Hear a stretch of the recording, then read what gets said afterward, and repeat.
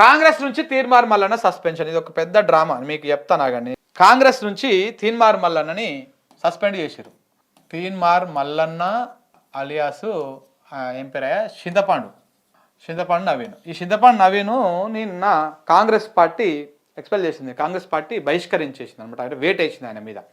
ఎందుకు వేట్ వేసిందంటే రెడ్లను తిట్టినందుకు, రెడ్లని ఇష్టం వచ్చినట్టు బూతులు మాట్లాడినందుకు, పార్టీ క్రమశిక్షణ లైన్ దాటినందుకు తిట్టింది.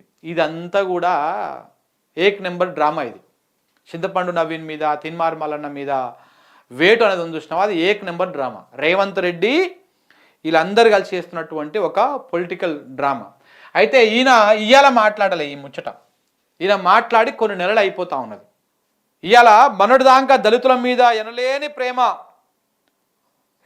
ప్రేమ కురిపించినటువంటి తీన్మార్ మల్లన్న గారు ఆయన ఎందుకో ఎమ్మెల్సీ గెలవంగానే బీసీల పాట పాడుకున్నాడు, పాట అందుకొని ఈయనది బేసిక్గా కొన్ని ఇందులో కూడా మళ్ళీ బీసీలలో కూడా చట్టసభలు చూడనటువంటి బీసీలు చాలామంది ఉన్నారు. కానీ ఈయన లక్ష్యం అంతా కేవలం 300 కాపులను సీఎం చేయడం కోసమే ఈయన లక్ష్యం అంతా.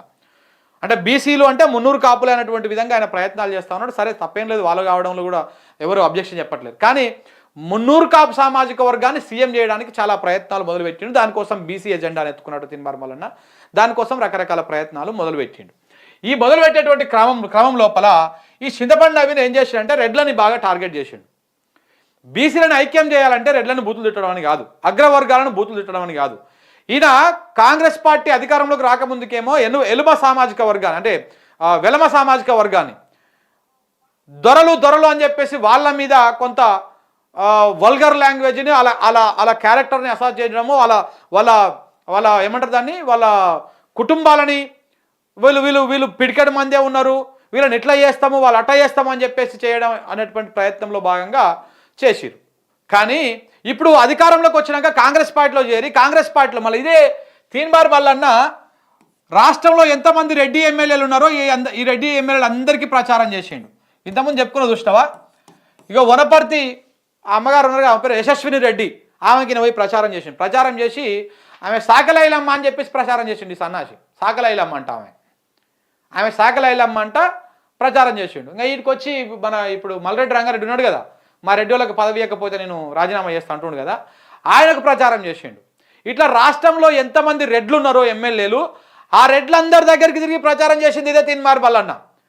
గెలిచిర్రు, అధికారంలోకి వచ్చిన తర్వాత ఆయన ఎమ్మెల్సీ అయిన తర్వాత ఇగో నాది బీసీ అని చెప్పేసి మళ్ళీ అదే రెడ్లను తిట్టడం మొదలుపెట్టిండు.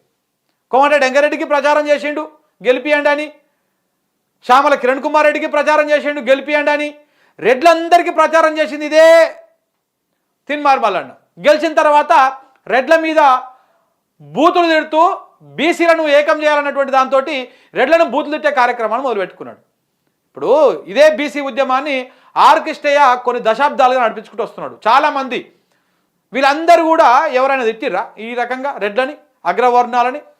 మన హక్కు మనం అడగడంలో తప్పు లేదు, కానీ అవతలి వర్గాన్ని అవతలి సామాజిక వర్గాన్ని బూతులు తిట్టడం అనేది 100% తప్పు. సో కాబట్టి అదే ప్రయత్నం చేసిండు నేను. ఇదంతా కూడా ఇప్పుడు ఎందుకు మరి వేటేసిర్రు? ఈ వేటు వెనక ఉన్నటువంటి డ్రామా ఏంది అంటే ఇప్పుడు చెప్తా నేను. ఈ వేటు ఎందుకోసం వేసిర్రు అంటే ఇది కేవలం రేవంత్ రెడ్డి తన భవిష్యత్తు కోసము ఇప్పుడు చేస్తున్నటువంటి ఒక డ్రామా. ఇప్పుడు ఇదే తీన్మార్ మల్లన్న ఎల్లకోతారంటే అయితే టీడీపీ పార్టీ కోసం ప్రయత్నాలు చేస్తా ఉన్నాడు. టీడీపీ పార్టీకి వెళ్ళి అక్కడ నేను బీసీ దాన్ని వేసుకొని ఇప్పుడు టీడీపీ తెలంగాణ రాష్ట్రానికి అధ్యక్షులు లెక్కన చేద్దామని ప్రయత్నం ఒకటి, ఇదొక ఆప్షన్. ఇంకొకటి బీజేపీలకు పోవడానికి రెడీగా ఉన్నాడు. బీజేపీలకు పోవడానికి ఎందుకు బీజేపీలో కూడా రెడీగా ఉన్నాడు అంటే బీజేపీలోనే 300 కాపులు సీఎం అయ్యేటువంటి అవకాశం ఉంది రేపు అధికారం వస్తే. బండి సంజయ, ధర్మపురి అరవింద, లేకపోతే లక్ష్మణ్ గారా, ఇట్లా బీసీ సామాజిక వర్గం పేరులో ఉన్నటువంటి 300 కాపులు సీఎం కావడం కోసం బీజేపీకి స్కోప్ ఎక్కువ ఉన్నది బీజేపీలో. సో అందుకనే ఇప్పుడు ఈయన కూడా 300 కాపు సామాజిక వర్గం కాబట్టి ఇందులోకి పోయి దీన్ని బలపరిచేటువంటి ప్రయత్నాలు ముమ్మరంగా చేయొచ్చు.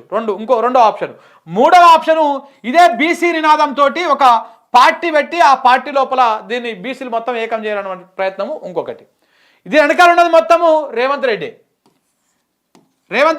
దీంట్లో ఎలాంటి అనుమానం లేదు. టీడీపీతోని పోయినా రేవంత్ రెడ్డి ప్రమేయం ఉంది, చేస్తాడు. బీజేపీకి పోయినా ఆల్రెడీ మోడీ గీడీ అందరు కలిసి మాట్లాడుకుంటారు కాబట్టి పోతాడు. ఈ బీసీ దుకాణం కొత్త దర్శనా కానీ రేవంత్ రెడ్డి ఫండింగ్ దుకాణంతో నడుస్తుంది. ఇదంతా బీసీలు ఇప్పుడు బీసీలు ఏ పార్టీ వైపు నిలుస్తున్నారు? ఇప్పుడు బీజేపీ వైపు, దానికంటే ఎక్కువగా బీఆర్ఎస్ వైపు నిలుస్తున్నారు. కాబట్టి ఈ బీసీలను చీల్చాలి. రేపు ఏ ఎన్నికలు వచ్చినా కానీ బీసీలు ఒక పార్టీకి గంపగుత్తగా వేయద్దు, ఒక పార్టీకి మెజారిటీగా వేయద్దు, బీసీలను చీల్చాలి. కాబట్టి కొత్త దుకాణం తెచ్చుకొని ఇక సస్పెన్షన్ చేసుకొని ఏదో కథ చేసుకొని చేస్తున్నటువంటి కార్యక్రమం ఇది. ఇదంతా పెద్ద డ్రామా, మామూలు డ్రామా కాదు ఇదంతా కూడా. కేవలం బీసీల ఓట్లని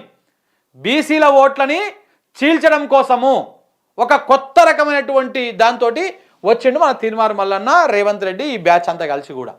అంతకుమించి ఇంకొకటి ఏం లేదు, ఈ వ్యవహారమే నడుస్తున్నటువంటి పరిస్థితి కనబడతా ఉంది. సో కాబట్టి ఇది జరుగుతున్నటువంటి వ్యవహారం. ఈ వేటి వెనకాల ఉన్నటువంటి మొత్తం కూడా ఇది నిన్నటికెళ్ళి వార్తలు మొత్తం. దీంతో పాటు ఇంకొకటి ఎస్ఎల్బీసీ, ఈ లొల్లి, ఇవన్నీ కూడా కొంత డైవర్ట్ అయిపోతుంది.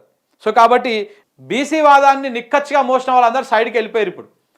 ఇప్పుడు ఆయన బీసీకి ఈయన లీడరు, ఈయన తోపనట్టు అయిపోయింది. దాంతో ఇప్పుడు టీడీపీ లేదా బీజేపీ లేదా బీసీ పార్టీ ఈ మూడిట్లలో ఆయనకు కనబడతా ఉన్నది. ఈ మూడిట్లలో ఏదో దుకాణం ఎత్తుకొని ఇప్పుడు ఇంకో నేను ఇది ఈ రకంగా చేయబోతున్నా అని చెప్పేసి చేస్తా ఉన్నారు. ఇదంతా దీని వెనకాల ఉన్నది మొత్తం కూడా Revanth Reddy and Revanth Reddy, BJP, TDP, ఈ బ్యాచ్ అంతా కలిసి చేస్తూ ఉన్నారు. అసలు తీన్మార్ మల్లన్న టీవీ5లో ఉద్యోగం చేసి గుర్తుకుందా?